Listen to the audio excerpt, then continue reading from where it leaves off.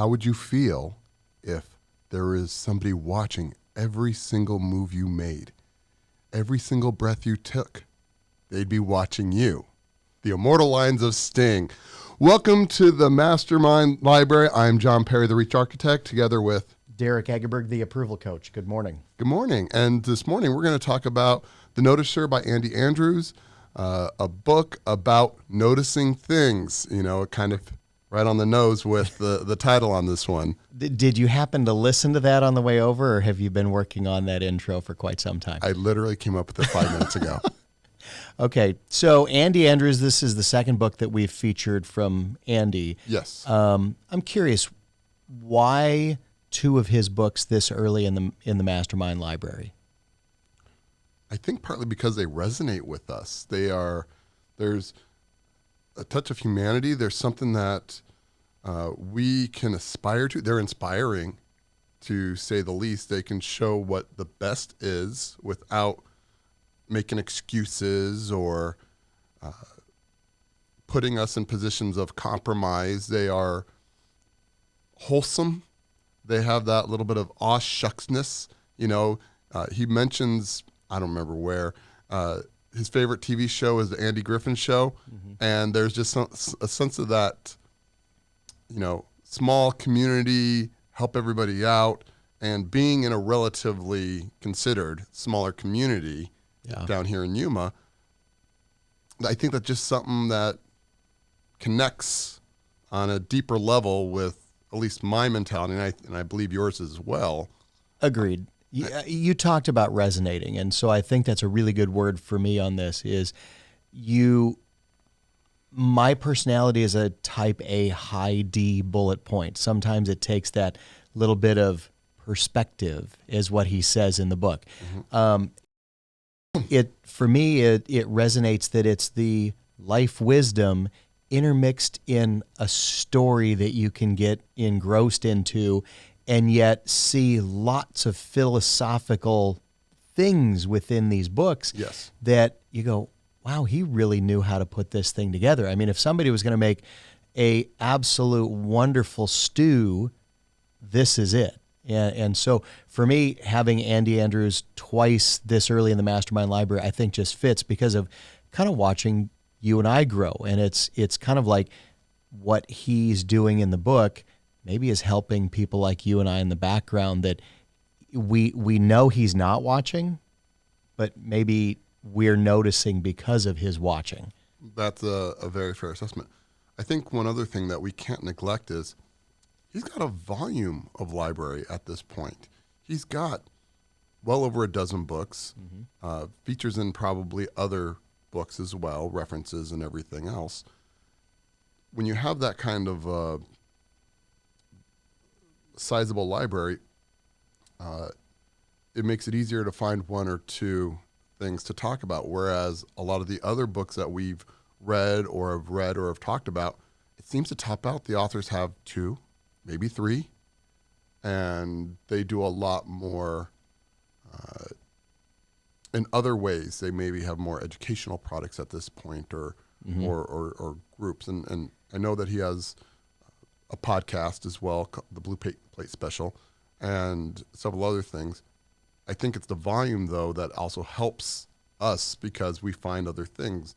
And we found something we liked, so we're going to continue doing things we like. And he is an author whose style I like. It's a modern day fairy tale.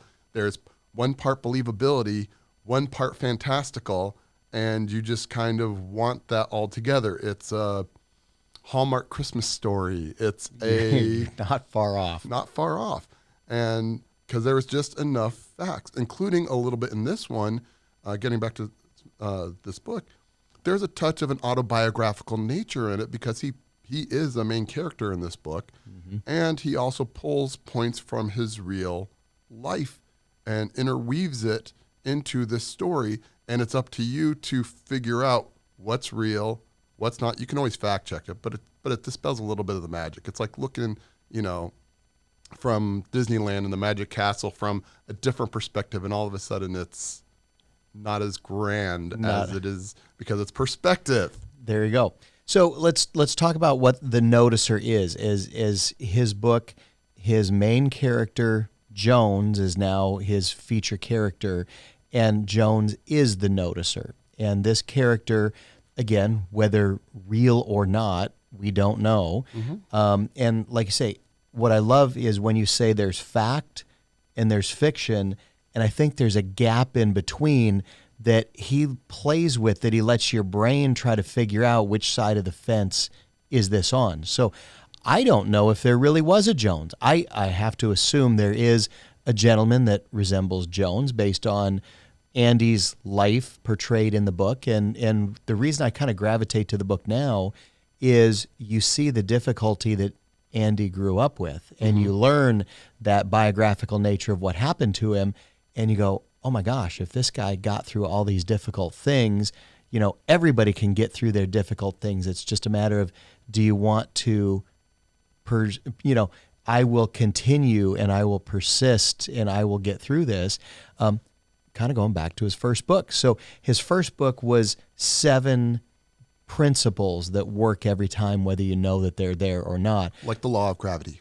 There you go. But this one is perspective. And sometimes we all need a big, healthy dose of perspective. And reading this, if I had never read the first book, I may not have gotten as much of it. But reading the first book, now this just opens up that box of, oh my gosh, look at this. And this is why this was portrayed. And it's not a difficult read. What was this book? 4 hours if you listen to it on speed 1? Speed 1. It's probably a day or 2 read, but there's some healthy nuggets of perspective for most people if they will take 4 hours to read the book. A little bit of time. And I agree with you completely. It's reading the first book kind of sets the table. This one opens the door. The first book allows you the possibility of acknowledging, to admit that you don't know and that there's more out there to know. This one helps just align that with, there's things that can be seen and you don't necessarily see it until it is. One thing that I can't remember in another book that I read was, most people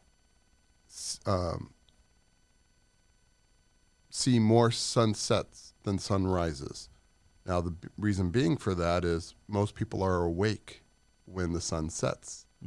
Most people aren't awake when the sun rises. They're still happening the same amount in a day. There's a sunset and a sunrise, yet one is much more scarce because people don't see it. They don't notice it. They have a choice, and they choose to get that extra hour of sleep in. And this thing helps put those things in perspective of, there's fact and then there's perception, and it's the perspective of that perception that invades our consciousness. Yeah. So when I read the book and I listen to the perspective of Andy, who really was homeless under a pier, and he talks about it, and if you go online, you can see pictures of Andy next to that concrete pillar where he had dug that out. And so it's a real place, and it's a real thing that happened to him. And the perspective of this author gaining knowledge through reading books and changing his life, okay, hugely important. And then going through, and what I love about his books is there's teaching and there's wisdom in them, but it's not overt, in your face, I'm going to come right out and tell you, you have to learn this, which is what most of us as parents do with our kids.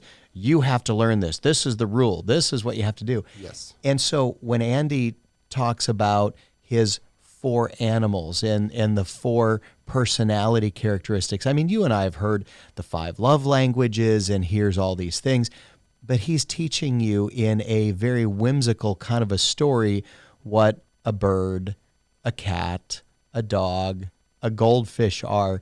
And immediately I'm picturing people in life, that animal. It's not and nothing wrong with the 5 love languages, but the love language book is a very tactical book, checklist style, take a test. And here Andy boils it down in a whimsical story. and you can see exactly what somebody is based on that animal trait. And that's going into talking about relationships and how to cultivate relationships. There's a couple of nuggets here about marriage. There was a couple characters whose marriage was on the rocks, and it was because that they weren't communicating. One thing that he talked about was, have they ever been to Scotland or know somebody who's Scottish? And they said, sure. And they said, and it's I've watched Star Trek. Does that count? No, Scotty is the original. Yes, Scotty counts. Just making sure. They mentioned that the gentleman, nobody understood him. It was a joke. And yet he speaks English, yet the dialect, the accentation was different. Mm-hmm. And so it made it difficult. And that's how people are, where we're not taking the time to learn what the other person, how they communicate, how they receive affection, how they receive love, or how they try to communicate love or affection to other people. Somebody might be, going back to the 5 love languages, giving gifts, and it might be great to get a ton of trinkets from somebody, yet all they want is an hour of their time to have a slice of pizza with, or drink a beer, or, just go on a walk. Yet we don't take the time, we're so much in a rush to take a step back and learn how to be more with other people. Well, and you say learn, what I took from that again is the perspective of sometimes we just have to learn that these things are there. So you mentioned it, that quadrant that has been drawn out that says, you don't know that you don't know. And then there's the you know that you don't know kind of thing. Okay, so if we've moved from quadrant 1 to quadrant 2 and we know that we don't know certain things, and let's go start looking, okay, maybe the way we deal with relationships like in the Noticer is we didn't know that there's a different way because we assume everybody is like us. Me. So my filter is everybody knows everything that I know. Everybody is like-minded of me, and yet they're not. And, you and I go through life thinking, well, everybody's thinking about me all the time. No, they're really not. They're not. They're not, and they're not even like me. So all of a sudden, that filter of, well, wait a minute, the personality connections, they're not like me. So I need to learn what they need and what their relationship calls for, because, like you say, sometimes it might just be that little bit of time, and yet I might go way out of my way to go say something nice or get a gift, and yet those two may be the most unneeded things, but that's what I like. Mm-hmm. And it's that I got to take the I out of it and make it more about the you in it, which is the perspective that Jones teaches in the book. Yeah, it's getting out of the habit of living in the golden rule and shifting to the platinum rule. And this is something I stuck with me for several years, where we were taught growing up, the golden rule. He who has the gold, no, I'm just kidding. Though, do unto others as you'd want them to do unto you. Mm-hmm. And so we get into that filter of, okay, if I want to be treated this way, I treat others this way. And it takes a huge shift to get into the paradigm of the platinum rule, which is treat others the way they want to be treated. There's some people who don't want platitudes. They just want direct. They want to be just told exactly as it is and minimal contact. There's other people who, don't want to be driven anywhere. They just want to do X. Mm-hmm. And some of those things are extremely foreign to me because that is not how I would perceive a quality of anything. Yet this is the quality that they crave in their life. Yeah. And who am I to force my beliefs upon that? And yet that's what most of us do on a daily basis. So watch politics. Here we go. So, go back to the book. We talked about the relational piece that the Noticer is teaching, and then he talks about business ethics. Yes. and he talks about work ethic, and yet it's not phrased that way. He talks about people notice what you do. And using that 16-year-old kid working for a guy who doesn't treat people well, cuts lots of corners, takes advantage of a position of authority. And circum life situations. Yep.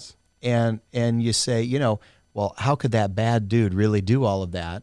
And then you realize, no, that's probably everybody, because you can cut corners easy, and you don't realize that what you do today has long-lasting implications next week, next month, next year. And now you wrap that into, this is the first time that I've ever really heard Andy talk about his butterfly effect, that I've seen him do huge, long presentations of it, but this is the first time that it crept into the book, talking about how the Peanut and George Washington Carver and everything you do has an effect, not tiny effects today, but huge, long-lasting effects over generations. Yes. And those two perspectives, again, talking about, what a business owner or a person in authority can have, and that yet every decision you do in life matters, you think, geez, are we doing this well enough? And you go back to the word perspective. Sometimes we just need that bit of perspective to go, yeah, everything we do matters. Maybe this mastermind library matters. Andy Andrews' book sure matters. And maybe Andy Andrews' book is one of the reasons that he flapped his little butterfly wings and allowed you and I to notice. And this mastermind library is here as today as a result of it. Absolutely. And going back to that butterfly effect, I mean, that, when you think about the timeline and where we're at today, that is 170 year ripple in the pond of the world, and has now been responsible for, just going back those 4 points that he talks about. And I don't want to share a story, because although it's one of my favorite ones, we're up to about 3 billion people saved because of that butterfly effect of a farmer in Diamond Bar. And yet, how many people could you go backwards that decisions were made that it may not have been that farmer in Diamond Head? It might have been X person before, 3 generations before. And, you think it's no different than in your life or my life. I mean, what happened if your great-great-grandparents hadn't made one decision? Mm-hmm. What happens if, your decision for your great-great-great-grandchildren? Absolutely. Maybe because you and I took the time to read the Andy Andrews series in The Noticer, and we have perspective, and you do this mastermind library, maybe generations from here will have a different perspective. Mm-hmm. And maybe not. Maybe they'll laugh and look at those 2 goofy guys that were on camera. Who knows? But that's still perspective. Absolutely. And although we're doing this now today, could we have started doing this 10 years ago? Absolutely. The thing is, we're taking the chance and the time to do it now, to see exactly what that legacy could unfurl with. It's never too late, and that's another point that they talk about in the book, is that the best is yet to come. It's never too late. You don't have a small effect on the world. You have a large impact on the world. There have been there was a recent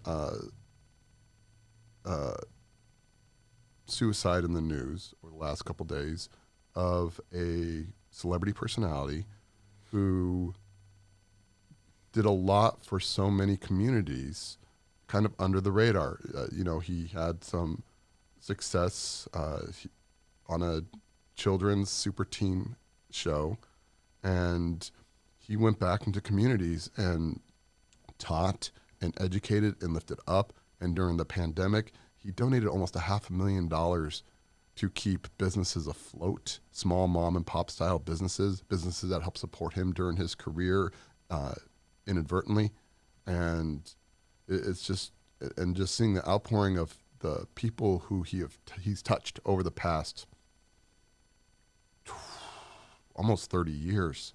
It's crazy to know the demons that somebody wrestles with, because again, perspective is a thing, because outwardly people could be fine, and inwardly you don't know unless you get to know them a little bit too. So one of the ending points, kind of tying that in, is when Jones, the main character, who carries this luggage, cool looking suitcase, and it reminds me a lot of a suitcase that I have at my house that was my grandparents'. Mm-hmm. They open up, they find the suitcase, Jones is gone, And in the suitcase Spoiler alert. is spoiler alert. Well, is he gone? You know, in the story, he is left. In the story, he's gone, but we don't really know. But they find a suitcase. How would you know if he's there? Because they don't know where he stays or sleeps. I mean, he just appears, if you will, throughout town. So, but they find a suitcase, and they open up the suitcase, and they find packages of seeds. Mm-hmm. So metaphorically, now we're talking about planting seeds in life, and you can't harvest what you don't grow, and you've got to germinate things.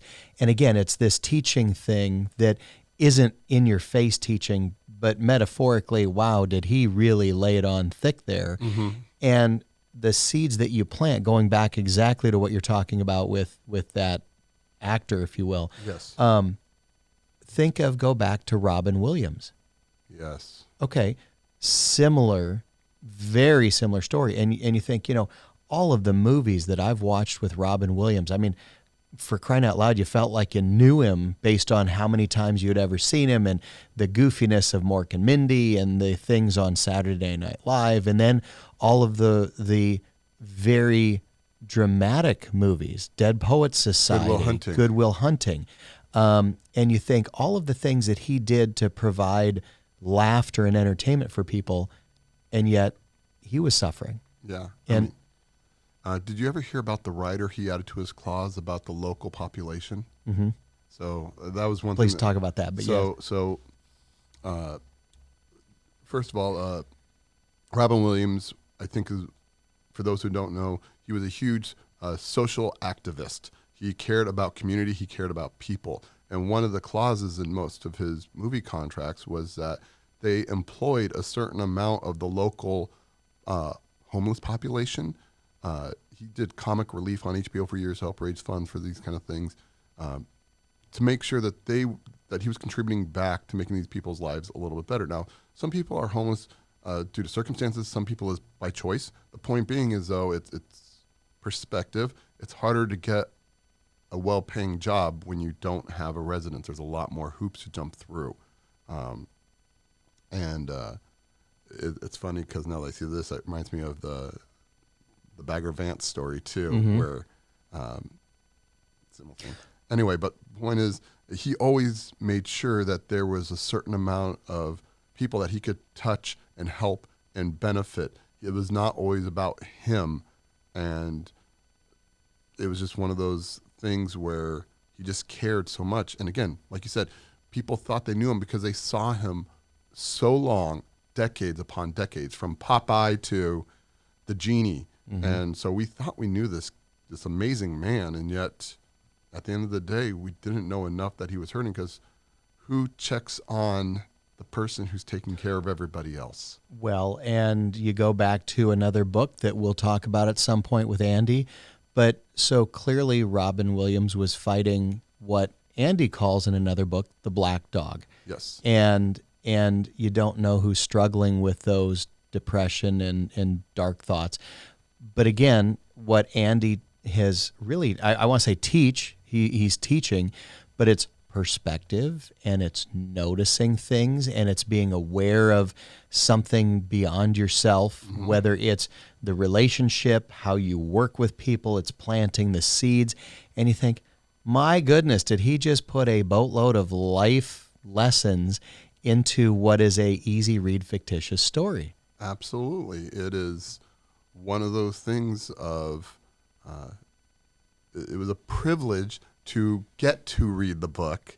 It's not something I had to do. I got to do it. And good perspective. Exactly. It is surf and turf on the beach. So you'll have to understand what surf and turf on the beach is when you read the book. But, I want to go back to the last piece that is awe-inspiring for me. So we know Andy comes from being homeless after his two parents both perished within a reasonably short period of time. And he was bitter on life, and he weaves himself into the story, and then Jones, who is the main character. Very fascinating how he describes Jones throughout this book and other books. But then there's a U-turn in the book, and it goes back to the same place on the beach, and he finds a young kid in the exact same circumstances in life that he was. Yes. I really want to know, was that kid real? Is there another kid that Andy and Jones helped pull out? Or was this something that is on the fantasy side of the book, and you don't know? Is it real? Is it not real? And does your brain, which side does it put it on? That's really interesting because for those who don't know, this is the first of 3 books that feature Jones, The Noticer, The Noticer Returns, and my favorite, Just Jones. There's a similar parallel in another book with a perspective of a strong supporting character that resembles Andy. I'm wondering if it's to show, and again, I don't know if that person's real or not. If it's, because there's definitely real people in that book. He names them out. You can look them up. They were out well, there. For everybody's benefit, what's super interesting is go on his website, and if you go to andyandrews.com, and you can find every one of his books for sale, some CDs and videos, but Coffee. You can also find some coffee, Just Jones Java, but you can also find some free resources, and one of them for the Noticer is a guidebook for all of the area where he lives, and lots of the real people are featured in there. So the owner of the restaurant and the C and Suds, the UPS driver, some of the gift shops. So, I mean, he's writing about real places and real people, and yet do we know that they're all real people? Exactly. And so that's the question mark. So I'm wondering if it's just a parallel to reiterate a point that there's many people who struggle through these issues in life. And it's not just him. He is not the only one who was ever touched with tragedy and has pulled himself out. There's many people in this path every single day, from they're at rock bottom, then they're fortunately haven't hit rock bottom, to they are well off. And we all can start from a point of perspective and head in a more positive direction. And I think that that's one thing that, whether that character is real or not, he wants us to realize is that it's never too late to push ourselves on a certain path and have the perspective of going forward, being positive, being productive. Today's word is perspective. So for you, the Mastermind Library, we've got our 4 shelves and beyond, 6 shelves, if you will. Top shelf 13, second shelf, the top 26, beyond those 13. Where does this book rank for you? Unfortunately, it ranks on the 3rd shelf. 3rd shelf, okay. There's just so much. It's really, really challenging. Because we forcibly rank. So again, you're not saying that's a 3rd-tier book for most people. No. We're just putting it in the Mastermind Library. Hey, these are the top 13 I want to live by. These are the next 26. These are the next 52. So it's within your top 150 books. And considering I've finished over 500 books in the last 2 years, that's a lot. It's just one of those things. I mean, my personal favorite book isn't even in the top 3 shelves because my criteria is I need to hand it to somebody and they can get something out of the biggest impact out of it possible. And although Just Jones is a decent standalone book, to me, if you haven't read The Traveler's Gift and at least The Noticer, Just Jones doesn't make as much of an impact as it could. And it's a good story. Yeah. It just doesn't have all those little tie-ins. And Andy has tied and interweaved multiple things in multiple books of his, little nuggets of information that you're just like, oh. There's some perspective. I didn't see that coming. Oh, that was someone's like, it's almost like an Easter egg in a movie trilogy. Yeah. It's like, and again, I've gone through all of his books that I have at least twice at this point, if not more. And just earlier last week, I stumbled across one little nugget from one book and a nugget of another book, and those universes put them together. Yeah. So again, go back to the Mastermind Library. If you say the top 3 shelves, Yes, that's 91 books in total. So really, what you're saying is this is still in one of your top 100. absolutely. Which I believe it or not, it's on my third shelf as well, because I still feel the Traveler's Gift is on my top 13 because it sets the table for all of these. And what I genuinely enjoy about Andy's writing style is it is factual to some amazing things that I've never known before. Yes. You know, things that came about from the Traveler's Gift when you talk about Joshua Chamberlain and Yes. what really could have won the war for the North.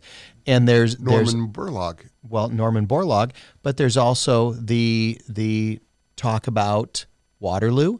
Yes. Okay. That was fantastic. And you go back, and I did a little bit of research, and well, I think that actually could be true. I think that those facts are out there, that there weren't nails and spikes to disable cannons. So maybe he won, he won and then lost because of a handful of nails. I mean, oversimplification, yet it just hammers the point home. So for me, there's these factual items that are woven into life lessons in a fictitious story, and it makes it so easy for most of us operate, I do, with this very left brain, logic, tactical, gotta do it. And yet, what do we all love to do when we go home? Turn on the TV and watch something, that is fictitiously created. We watch sporting events, which is, we don't know the outcome, but it's a sport, Yes. and all of these battles and things to do. And, it's almost like gladiators challenging each other. And yet here's a book that kind of gets into that fantastical realm, but also teaches life lessons for me. And so I love Andy's style. Believe it or not, every one of his books that I've read is on one of my top 3 shelves in various orders. I strongly would say go get this book. And truthfully, I've got a couple of friends that don't like listening to audiobooks when certain authors play liberally with voices and dialects.